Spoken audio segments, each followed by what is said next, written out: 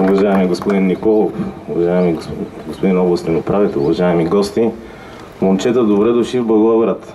Добре дошли от дома. Да благодарим на Господ, че всички са тук живи и здрави. Това е най-важно. Едни от вас са познати, други са ни деца, трети са ни близки, роднини.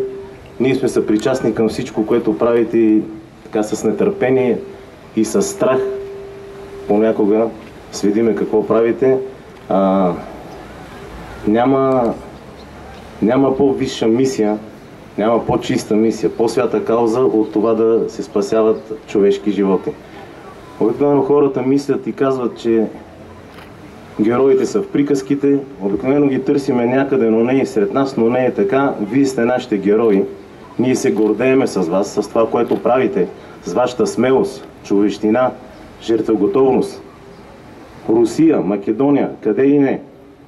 Горди сме с това, което правите. Затова се иска много, много кураж. Аристотел е казал, без кураж не може да направиш каквото и да било. Куража е най-великото качество на човека, редом с честта. Вие имате и куража, и честта. Бъдете здрави и вие, и вашите семейства. Бог да ви пази. Благодарим ви за всичко, което правите още веднъж.